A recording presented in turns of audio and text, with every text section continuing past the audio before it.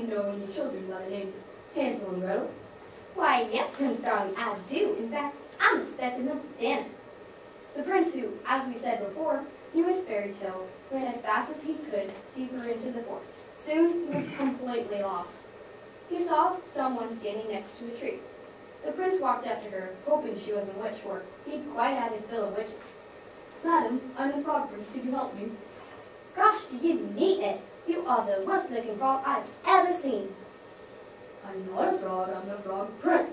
And I need someone to turn me back into a frog so I can live happily ever after. Well, I'm on my way to see the girl in the village about going to a ball. But I suppose I could give it a try. I've never done frogs before, you know. And with that, the fairy godmother waved her magic wand and turned the prince into a beautiful carriage. The prince couldn't believe his rotten luck. The sun went down, the forest got spookier, and the prince became more and more frightened.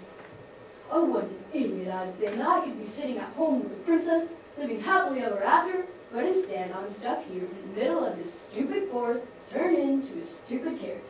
Now I'll probably just rot and fall apart and live unhappily ever after. The prince thought these frightening, terrible kinds of things. A few words, too awful to tell. Until far away in the village, the clock struck midnight. The carriage instantly turned back into his former prince self and ran by the light of the moon until he was safe inside his own castle. Where have you been? I've been worried sick. You're 7 hours late, your dinner is cold, and your clothes are a mess. The prince looked at the princess who had believed in him when no one else in the world had. The princess who had actually kissed his slimy frog lips. The princess who loved him. The prince kissed the princess. They both turned into frogs, and they hopped off, happily ever after. The end.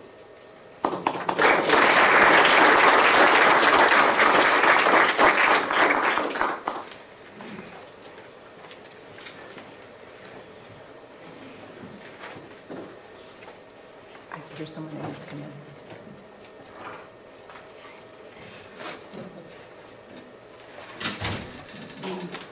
Get them, extend yourself with the camera.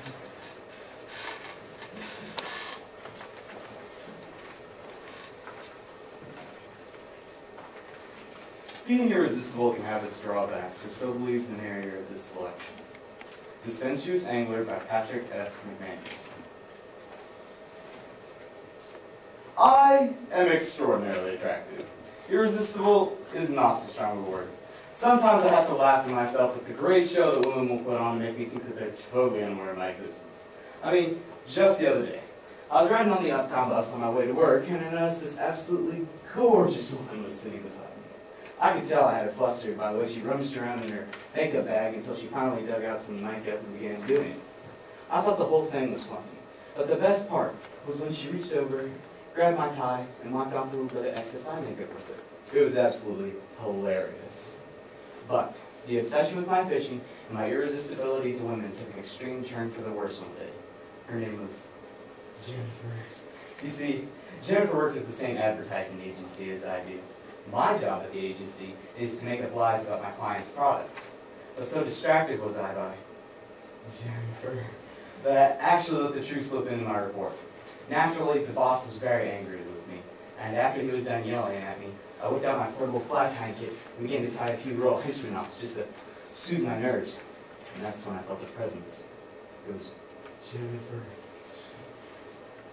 Hello, you must be new here. Oh, hi, Jennifer. No, I've been here for quite some time. Oh, really? How long? 4 years. Strange, I've never noticed you before. Even though our desks are only 20 short feet apart. Yes, well, Jennifer, I've noticed you. You have? Anything in particular? Do you mean the way you read Field and Stream while the other girls are gawking at Glamour? Or the way you reroute that split bamboo rod while you're supposed to be typing the end report? Of course I noticed, Jennifer. I noticed everything about you. Oh dear, I do believe you caught me in the act, didn't you? I was rewrapping my bamboo rod. You did a really good job, Jennifer. Then, as she leaned over to whisper into my ear, I detected the faint fragrance of off bug spray. Did you notice anything else? Do you mean the way you cleaned that casting room last spring? Of course you noticed, Jennifer. I was cleaning my Proton 90 double widget power light Procaster. You have the prettiest little Procaster I've ever seen. You know, you really are good to look. I mean, you could be attractive. You have big ears. I think that's important in a man. I chuckled to myself. I had the poor girl practically tongue-tied. Say, I've got an idea. Why don't you slip on over to my place and we'll, you know. Later, when I went into Jennifer's apartment, she poured me a glass of wine, turned on the stereo, and we got right down to business. I was amazed, I must say, what that woman knew. She taught me more in 15 minutes about how to cure fresh steelhead eggs for bait than any of those grizzled fishermen I'd ever met. But I stopped her at the door right as I was about to leave. No one must ever find out about us. Oh, I know, but next time. Jennifer, there'll be a next time? Tell me about it. Next time, I should have filet of perch. I was puzzled. But Jennifer, I already know how to fillet a perch. Not the way I do. Tell me, Jennifer, when can we do it? When can we fillet a perch together? Call me next Tuesday night, but if a man's voice answers, hang up. A man's voice? Yes, my husband. He's very large, hates fishing or anything fishy, and it'd be most unfortunate if he caught us, you know, filleting together. I shuddered at the image conjured by her warning. But when Tuesday night rolled around, I called Jennifer. Hello, is this Jennifer? Yes, he got over. Okay, I'll be right there. Presently, when I arrived at Jennifer's apartment, I was disappointed to find her wearing a low-cut filmy negligee. You're here early. Why don't you come in and mix yourself a drink while I slip into something a little more comfortable? Presently, when she returned, she was wearing baggy fishing pants, a gray wool sweatshirt, and dress part, sprinkled with shits. Hey, now that's more like it. Then, overcome by the excitement of the moment, we rushed to the kitchen and began to fillet madly. Never had I seen a woman who could whack off heads, cut off skins, and rip off fillets like Jennifer could. I was mesmerized by her very emotions. It seemed as if all the space-time continuum was contained to Jennifer's maple chopping block. And then the earth moved. Jennifer, did the earth just move for you? Yes, it did. Do you know what moved it? I don't know, Jennifer. The hammer! He always trips on the last step on his way up the stairs. Oh no, Jennifer, what will I do? Then she ran across the kitchen, grabbed all the evidence of our filleting escapade, and threw it into the freezing compartment of her refrigerator. And then the hammer's voice rumbled through the kitchen. Jennifer, said the hammer, moving through the kitchen like slow freight. But right as his shadow was filling the doorway, Jennifer lunged across the kitchen, wrapped her arms around my head, and planted the biggest, wettest, most utterly disgusting kiss upon my mustache. And then the hammer filled the doorway. Oh, yes, he said, pointing at me. Oh, this is just one of the professors from the nightclub who thought he'd sneak by and, you know, while you were away. You expect me to believe that cock and bull story? Please don't hurt him, Hammer. Please don't kill him. Jennifer, maybe you could repeat that last part. I don't think you heard it. Then the hammer blinked, giving me just enough time to jump out the window and run to safety. But I decided, as I was catching my breath in that alley, that I would never, ever fillet with another man's woman, especially a woman who is higher than the ground floor of an apartment. Because it is extremely hard to run to safety from a large and angry man when your legs are protruding from your armpits.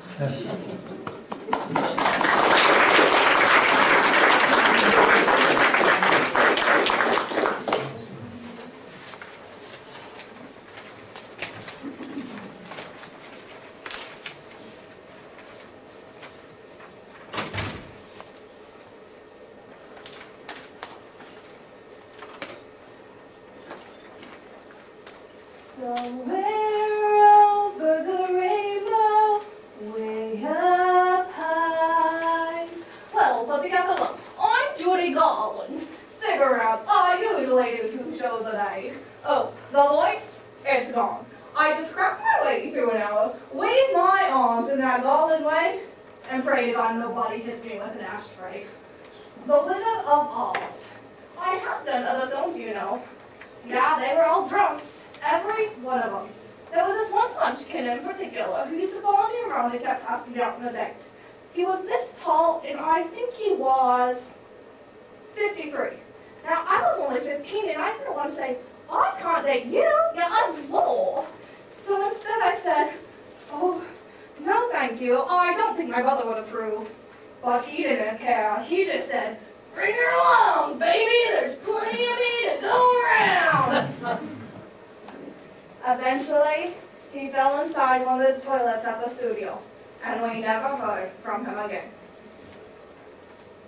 Dorothy and her ruby red slippers have become an icon to Kansas, but behind that icon is Judy Garland, a girl thrown into Hollywood with all its demands.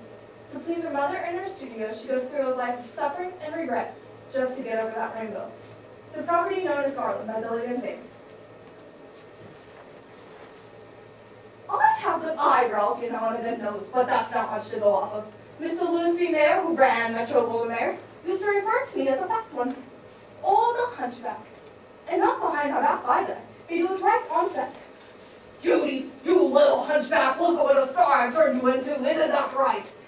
And I have to reply, why, yes, Mr. Mayor. Judy, you little hunchback, you sing from the heart. And he'd stick his hand on my breast to show me where my heart was. Like I didn't already know. I often thought to myself, gee, I'm damn lucky I don't sing from another part of my anatomy. So you see, I'm just a hopeless case. My entire career, people have been trying to camouflage me or make me prettier. They put rubber fuses on my nose, cap my crooked teeth, and change my hairline and color. Why do what they tell me? Back at Metro, my primary function was to work. As long as I worked, the studio's investment in a property known as Garland paid off. If I got fat, I couldn't work. And therefore, I couldn't get fat. They had this clothes dummy at the studio. A great big fat clothes dummy. They made me stand next to it, stare into the mirror. Take a good look at yourself, Judy. Now look at that big fat clothes dummy. Which one are you going to be? A clothes dummy or a star? I want to be a star. Good girl. Make sure she gets nothing but chicken soup in the cafeteria. And that's what they gave me. For 13 years. Chicken soup, water, and diet pills. Like a prisoner's meal. I made my debut back home in Grand Rapids, or at 12 Doggone Sisters. My mother always picked out our music, but she had no talent whatsoever. She was a hideous, wicked woman who eventually left my darling father for our next-door neighbor. A ghastly mad haircut man who eventually left his paralyzed stroke victim wife for my mother. A match made in heaven. How can you do this to Daddy? Do what to Daddy? I know what goes on between you and Mr. Gilmore. You don't know as much as you think you do. What don't I know? You thought that he was a homosexual. Why do you think we had to leave Grand Rapids? Imagine telling a 5-year-old girl that's about her father. Now there's a real wicked witch of the West.